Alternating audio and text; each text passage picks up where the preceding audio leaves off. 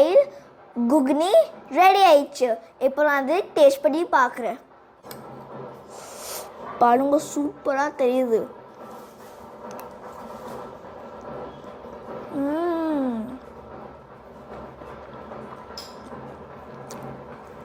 ரொம்ப சூப்பராக டெலிஷியஸாக இருக்குது. இது நீங்கள் கண்டிப்பாக ட்ரை பண்ணி பாருங்க. இந்த வீடியோ பிடிச்சிருந்தாக்கா லைக் பண்ணுங்கள், ஷேர் பண்ணுங்கள், மறக்காத சேனலுக்கு சப்ஸ்கிரைப் பண்ணுங்கள். வாங்க இப்போ ரெசிபி பார்க்கலாம். பாருங்க, பட்டாணி நம்ம நல்லா ஊற வச்சு எடுத்துக்கணும். ஒரு 250 கிராம்லேருந்து 300 கிராம் வரைக்கும் இருக்குது. இந்த அளவுக்கு நைட் ஊற வச்சு எடுத்துட்டோம். ஃபுல்லாக நல்லா ஊறிச்சு. இப்போ நம்ம ஒரு குக்கரில் வச்சுட்டு 2லேருந்து 3 விசில் வரைக்கும் நல்லா விட்டு எடுத்துக்கலாம். கொஞ்சம் அதில் உப்பு கூட சேர்த்துக்கலாம். தேவையான அளவுக்கு தண்ணி சேர்த்துட்டுக்கிறேன். கொஞ்சம் அதுக்கு தண்ணி மேலே, பருப்புக்கு மேலே தண்ணி இருக்கிற மாதிரி இருக்கணும். கொஞ்சம் 1/4 டீஸ்பூன் அளவு நம்ம டர்மரிக் பவுடரு, சால்ட்டு, வேறு எவ்வளோ அதுக்கு வேணுமோ அவ்வளோ தான் நம்ம சால்ட்டு சேர்த்துக்கிறோம். அதுக்கு மேலே ஒரு 3 க்ரீன் சில்லி கட் பண்ணி சேர்த்துக்கலாம். நல்லாயிருக்கும். ஃபுல்லாக மிக்ஸ் பண்ணிவிட்டு நல்லா மூடி விட்டுடலாம். மூடி விட்டுட்டு 2லேருந்து 3 விசில் உங்களுக்கு எவ்வளோ ஆகுது பார்த்து நம்ம எடுத்துக்கலாம். பாருங்கள், விசில் விட்டுட்டு நல்லா எடுத்துட்டோம் ஃபுல்லாக. இப்போ எடுத்து காமிக்கிறேன். இந்த அளவுக்கு வெந்துடுச்சு. ரொம்ப கொல்லினோன்ட்டு இல்லை, இந்த அளவுக்கு நம்ம சாப்பிட்ற மாதிரி இருந்தால் நல்லாயிருக்கும். ஒரு சைடு நம்ம பேன் வச்சுட்டு ஆயில் சேர்த்துக்கலாம். இது நான் மஸ்டர்ட் ஆயிலில் தான் சேர்க்குறேன். உங்களுக்கு எந்த ஆயில் வேணுமோ அந்த ஆயிலில் சேர்த்துக்கலாம். இஞ்சி, பூண்டு, பச்சை மிளகாய் இது 3 நம்ம பேஸ்ட் பண்ணி எடுத்து வச்சுக்கலாம் ஒரு சைடில். இதுக்கப்புறமா நான் பாருங்க, கொஞ்சம் பிரியாணி இலை ஒரு 2 பீஸு, சீரகம், லவங்கு, இந்த மாதிரி பட்டை, லவங்கு எல்லாமே சேர்த்துட்டு இதை சேர்த்து நல்லா வதக்கி விட்டுக்கலாம். சும்மா ஒரு 30 செகண்ட்ஸ் வரைக்கும் வதக்கிக்கினா போதும். பொடியாக கட் பண்ண ஆனியன் ஒரு பெரிய சைஸ் ஆனியன் இதில் சேர்த்துக்கலாம். சேர்த்துட்டு கொஞ்சம் நல்லா வதக்கி விட்டுக்கலாம். கொஞ்சம் கலர் சேஞ்ச் ஆகணும், ஜாஸ்தி வேண்டாம், லைட்டாக ஆனாலே போதும். இந்த அளவுக்கு ஆனவே பாருங்க, நம்ம பேஸ்ட் பண்ணி வச்சுக்கணுன்னா இஞ்சி, பூண்டு, பச்சை மிளகாய் இது எல்லாமே சேர்த்துட்டு நல்லா மிக்ஸ் பண்ணி விட்டுக்கலாம். பச்சை வாசனை போகிற வரைக்கும் நம்ம நல்லா வதக்கி விட்டுக்கலாம், ஒரு 2லேருந்து 3 நிமிஷம் வரைக்கும். அதுக்கு மேலே ஒரு பெரிய சைஸ், மீடியம் சைஸ் தக்காளி பொடியாக கட் பண்ணி இதில் சேர்த்துக்கலாம். இது எல்லாமே சேர்த்து நல்லா பச்சை வாசனை போகிற வரைக்கும் நல்லா நம்ம மிக்ஸ் பண்ணி விட்டுக்கலாம். 1/4 டீஸ்பூன் இதுக்கு மேலே நம்ம டர்மரிக் பவுடர் சேர்க்கலாம். அதுக்கு மேலே சில்லி பவுடர் ஒரு 1 டீஸ்பூன் அளவு, நம்ம க்ரீன் சில்லி கூட சேர்த்துக்கிறோம், பார்த்து சேர்த்துக்கலாம். கொரியாண்டர் பவுடர் கூட 1 டீஸ்பூன் சேர்த்துருக்குறோம்.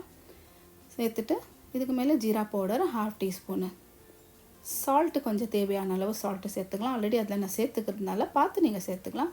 இப்போ நல்லா மிக்ஸ் பண்ணி விட்டுடலாம். மிக்ஸ் பண்ணிவிட்டு கொஞ்சம் இது நல்லா பச்சை வாசனை போகிற வரைக்கும் நல்லா வதக்கி விட்டுடலாம். கொஞ்சமாக மிக்ஸி ஜாரில் தண்ணி சேர்த்துட்டு மிக்ஸ் பண்ணி சேர்த்துக்கணும். சேர்த்து இப்போ நல்லா இதை மிக்ஸ் பண்ணிவிட்டு பச்சை வாசனை போகிற வரைக்கும் நம்ம விட்டுடலாம். ஒரு 2லேருந்து 3 நிமிஷம் வரைக்கும், ஜாஸ்தி விடணுன்ட்டுல. இதுக்கு மேலே நம்ம என்ன பண்ணணுன்னாக்கா பாருங்க, நல்லா பட்டாணி இருக்குது இல்லைங்களா, பட்டாணியில் கொஞ்சம் தண்ணி சேர்த்துக்கலாம். ஏன்னா ட்ரையாக ஆக கொஞ்சம் இது இதாகிடும். அதுக்கு கொஞ்சம் தண்ணி சேர்த்து நல்லா மிக்ஸ் பண்ணி விட்டுனேக்குனா கொஞ்சம் நல்லா இது கிரேவி ஆகட்டும். ஜாஸ்தி ஒன்று இல்லாட்டி ட்ரை ஆகிடுச்சுன்னா அவ்வளோ நல்லா இருக்காது. அதுக்கப்புறம் பச்சை வாசனையும் போயிடும், எல்லாமே போயிடும் நம்மளுக்கு. பாருங்கள், இந்த அளவுக்கு தக்காளி கூட கொஞ்சம் நல்லா வதங்கிடும். அது வரைக்கும் பார்த்தாலே தெரியும், எண்ணெய்லாம் நல்லா பிரிஞ்சு வந்துக்குது. தக்காளி கூட கொஞ்சம் சாஃப்ட் ஆகிடுச்சு, ஜாஸ்தின்ட்டுல. இதுக்கு மேலே நம்ம பட்டாணி சேர்த்துக்கலாம். எல்லாமே தண்ணியோடு சேர்த்துக்கலாம். சேர்த்துட்டு நல்லா மிக்ஸ் பண்ணி விட்டுடலாம். ஃபுல்லாக இந்த பட்டாணியில் எல்லாமே நல்லா மிக்ஸ் ஆகட்டும். ஃபுல்லாக மிக்ஸ் பண்ணிவிட்டு கொஞ்சம் நேரம் நல்லா மூடி வைக்கலாம். நல்லா இது கொதி கொஞ்சம் திக்காகிற வரைக்கும். பாருங்கள், இந்த அளவுக்கு நல்லா கொதி வந்துடுச்சு, பார்த்தாலே தெரியும். பாருங்கள், இந்த அளவுக்கு இருக்குது. ரொம்ப கிரேவியாகக்கூடாது இது, அதுக்கோசரம் தான். இதுக்கு மேலே நம்ம லாஸ்ட்டில் கரம் மசாலா சேர்த்துட்டுருக்குறோம். ஒரு 1/2 டீஸ்பூன் நினச்சிக்கோங்க, அவ்வளோதான், ஜாஸ்தி வேண்டாம். ஒரு கைப்பிடி அளவு கொத்தமல்லி சேர்த்துடலாம். சேர்த்து நல்லா கொஞ்சம் மிக்ஸ் பண்ணி விடலாம். இது இந்த பச்சை வாசனை போகிற வரைக்கும் இந்த கரம் மசாலா, கொரியாண்டர், கொத்தமல்லி எல்லாம் சேர்த்து இல்லைங்களா, இதெல்லாமே நல்லா சேர்த்துட்டு கொஞ்சம் மூடி வைக்கலாம். கொஞ்சம் பச்சை வாசனை போகிற வரைக்கும் 2லேருந்து 3 நிமிஷம். பாருங்கள், இந்த அளவுக்கு சேர்த்துனா நல்லா கொஞ்சம் நல்லா எண்ணெயெல்லாம் பிரிஞ்சு வந்துக்கு, நல்லா கொஞ்சம் திக்காகிடுச்சு. பேன் வரைக்கும் கொஞ்சம் கம்மியாகிடுச்சு. பாருங்கள், நான் உங்களுக்கு எல்லாம் மிக்ஸ் பண்ணி காமிக்கிறேன். நல்லா சூப்பராக இருக்குது. இப்போ நம்ம எடுத்து ஒரு பவுலில் சர்வ் பண்ணிக்கலாம். எல்லாமே ஃபுல்லாக பார்த்தாலே தெரியுது. பாருங்கள், மட்டர் இருக்கிற ஒரு மட்டர், பட்டாணி ஒன்றுமே கொலிவேல ஒன்றும் இல்லை. இதுக்கு மேலே தேவையானதை நம்ம சேர்த்துக்கலாம். பாருங்கள், கார்னிஷ் பண்ணிக்கலாம். கொஞ்சம் நம்ம கொத்தமல்லி சேர்த்துக்கணும். அப்புறமா க்ரீன் சில்லி, காரத்துக்கு எவ்வளோ வேணும் நீங்கள் பார்த்து சேர்த்துக்கோங்க.